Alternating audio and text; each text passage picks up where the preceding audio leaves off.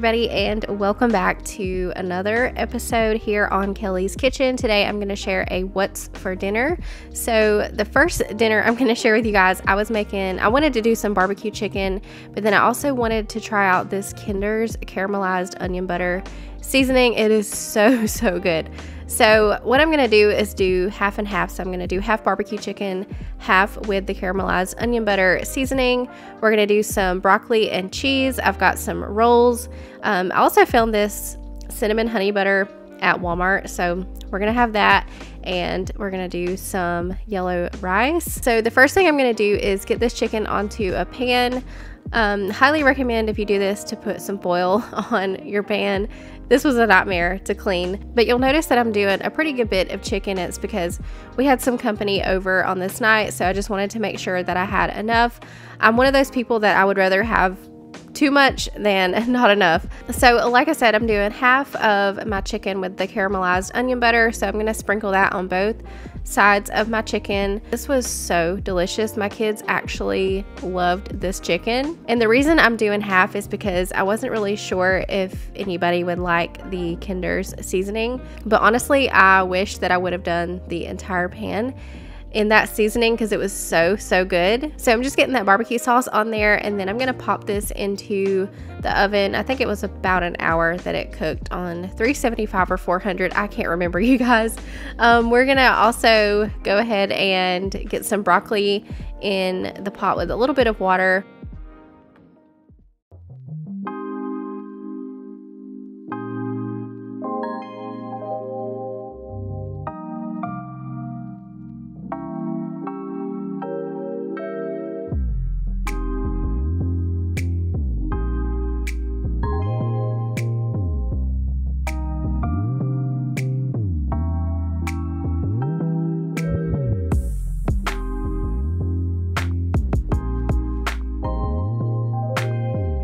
In the meantime, I'm gonna get some yellow rice into the microwave. So I've got my glass bowl here. I'm gonna put in both packets of my yellow rice, and this is where I realized that I did not put enough water. When I measured, I was just measuring enough for one packet. So this is where I realized that I did not put enough water. I'm gonna go ahead and add some more. I'm just gonna place a glass plate on top.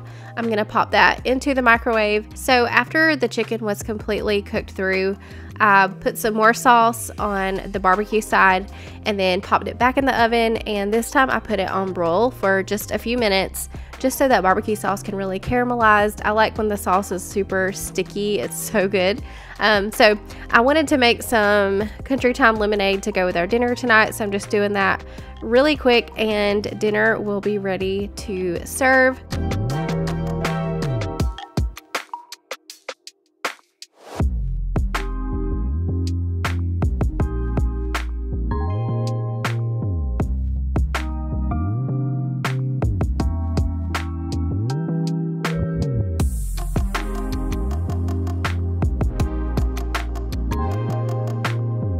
On my plate, I'm having some barbecue chicken and the caramelized onion butter, so I could try both. And then the broccoli with a little bit of the Velveeta cheese on top. I love those little Velveeta packets for broccoli.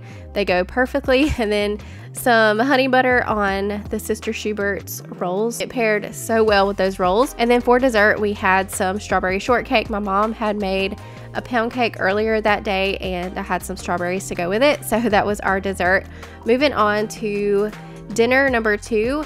You guys have probably seen me make this before because I make it quite a bit, but I call it chicken casserole, and I've got a rotisserie chicken here that I picked up from Sam's. They have the best prices on rotisserie chicken. You can see here it was $4.98 for, it's a pretty good size rotisserie chicken, I think, and we always get a few meals out of it. So you'll just need a couple cans of cream of chicken, a couple cans cream of celery, some sour cream, some Ritz crackers. I've just got the off-brand. They work just as good. So here in a bowl, I'm going to mix together the cream of chicken, the cream of celery, and the sour cream, and I think it's a half a cup of sour cream. I'm not sure. I've made this so many times that I don't really ever follow measurements. Anyways, I'm going to mix that together. We're going to throw in a bag of mixed veggies. I forgot to mention that. You'll need some kind of mixed veggies. You don't have to throw in the mixed veggies, but I like to. You could also throw in some rice if you wanted to. I've heard of people doing that before. And then, yeah, you just want to shred up some chicken. You're going to add that in with your mixture, and then we're going to pour it into a casserole dish.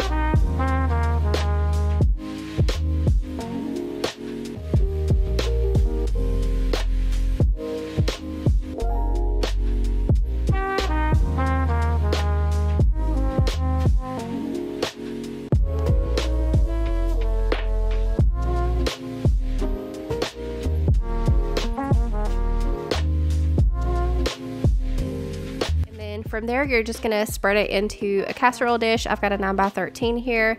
You're going to crush up some Ritz crackers. I do 2 sleeves. I'm going to melt some butter and drizzle that on top. I think I did an entire stick for that. I can't remember. But I'm going to drizzle that on top. And then this is going to go in the oven on 350 for about 25-30 minutes, somewhere in there. Just until it starts to bubble on the sides and the crackers start to brown. Yeah, this is one of my go-tos. You guys have probably seen me make it before because I make it so much.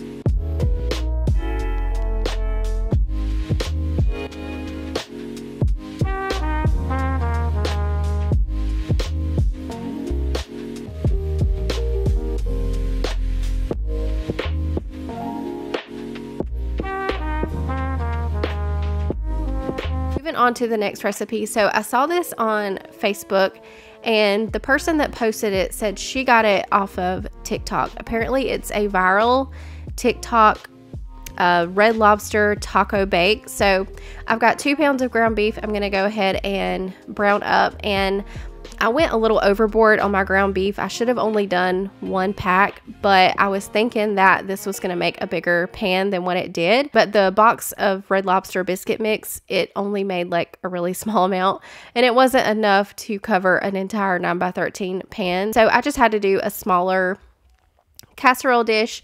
And so what I did is I ended up using half of that ground beef and saved the rest for a later meal. But you're going to mix the Red Lobster biscuit mix according to the box directions first. Just mix that really well, and then it's going to go into the bottom of a casserole dish. I'm not sure on this size. It is smaller than a 9x13, but you're going to press that down into the bottom of the dish. Once the ground beef is browned through, you're going to season that with some taco seasoning, and then that's going to go on top of the biscuit mix.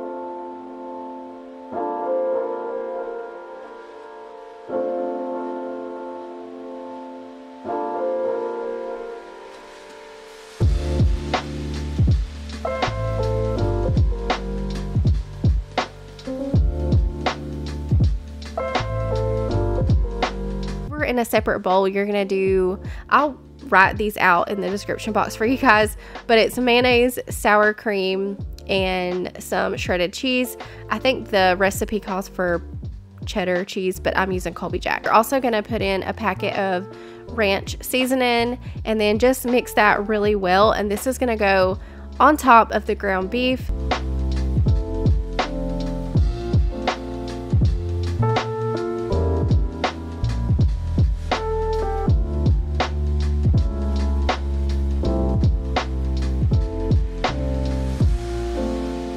Here I'm just sprinkling in some taco seasoning real quick, and then we can spoon that over the biscuit mixture. So it's the Red Lobster biscuit mix, taco meat on top of that, and then the mayonnaise and sour cream, cheese and ranch mixture that we just did.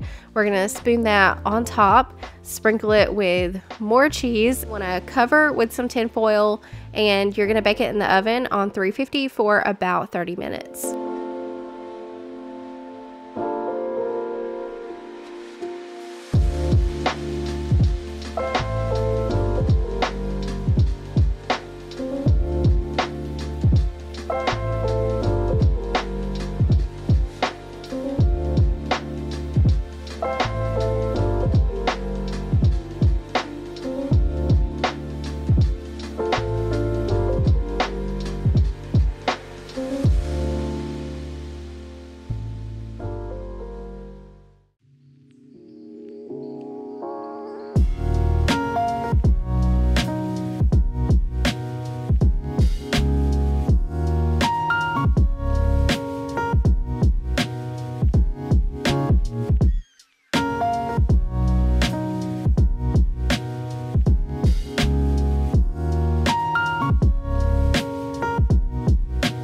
This was so delicious. I will be making it again. The kids also really enjoyed it. I did go a little overboard on my ranch, so I'll hold back on that next time. But yeah, this was a really delicious meal.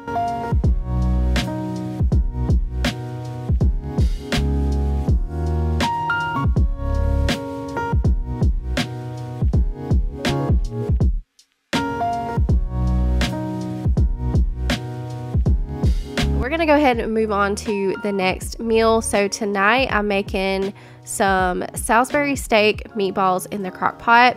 I'm gonna put the recipe to the mixture that I'm doing here in the bowl first, but you'll need some beef broth, some brown gravy. You're gonna do a packet of Lipton onion soup mix, some ketchup, Worcestershire sauce, and I think that's it. We're just gonna whisk that together.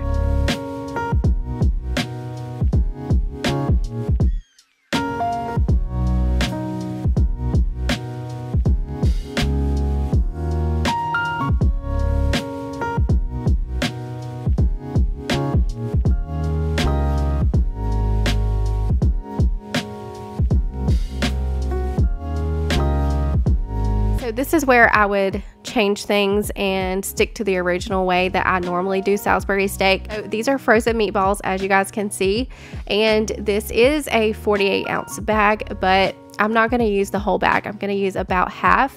So you're just going to spray the crock pot, pour in your meatballs. I like the flavor, but the texture of the meatballs when they got done, I don't know, they were kind of mushy almost. I just wasn't a fan. So the next time I do this, I'm just going to stick to doing burger patties, which is the way that I normally do it. But I saw somebody do it with the meatballs and I wanted to try it. Yeah, the flavor was good. The texture was just off. So keep that in mind if you do make this. It's way better if you can do it with some burger patties. Just throw it in your crock pot.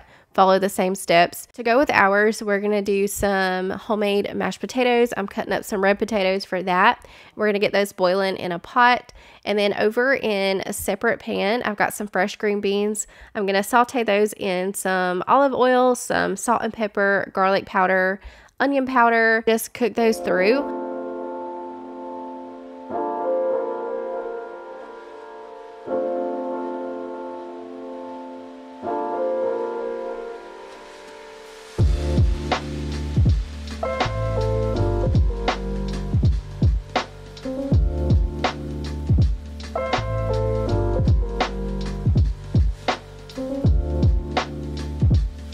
I cooked my meatballs on low for 6 hours. So once they were done, I poured in some cornstarch and water just to get that sauce thickened up. So I let that set for a few minutes.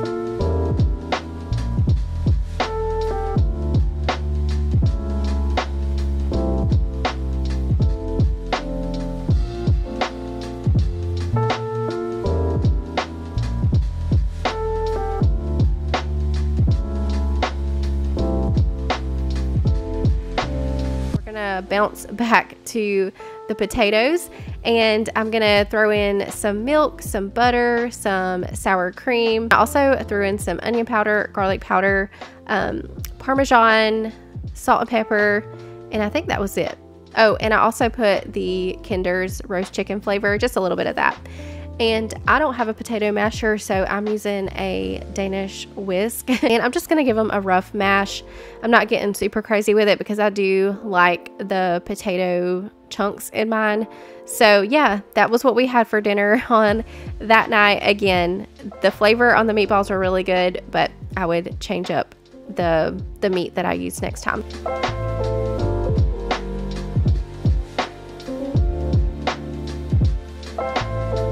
Next meal I'm making is like a Philly cheesesteak potato dish, and it's a one dish meal, so it's really easy. It also comes together super fast. You could also throw this into the crock pot and cook it on low for several hours if you need to walk away. So first up, I am cooking up 1 pound of ground beef. I'm going to throw in some of the Kinder's, the blend. It's got salt, pepper, and garlic already in it. So I'm just going to season my ground beef with that. And then for convenience, I'm using a bag of the potatoes O'Brien. It's already got the peppers and the onions. So I'm just going to throw that in with my ground beef once it's cooked through. And we're also going to throw in a can of cheddar cheese soup.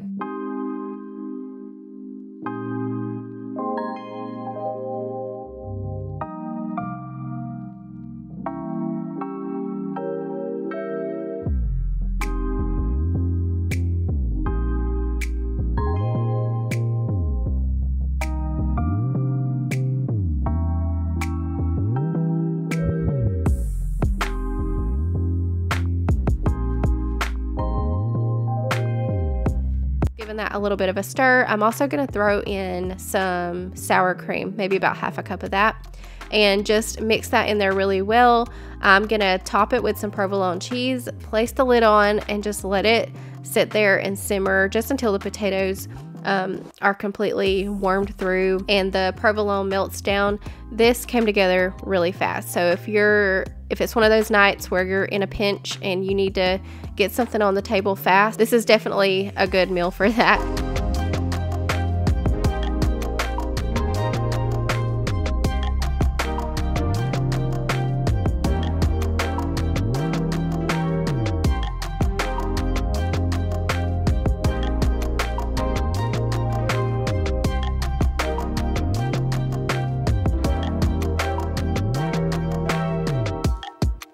So I just let it sit there for a few minutes, came back, gave it a stir, placed the lid back on for a few more minutes, and this was ready to serve. It was so delicious. But I hope that y'all enjoyed today's video. Remember to leave some kind of food related emoji down in the comments. Also, I will have all of the recipes from today's video linked down below, and any of them that I can't link, I will top them out for you guys. So I hope y'all have a great day, and I'll see you in the next one.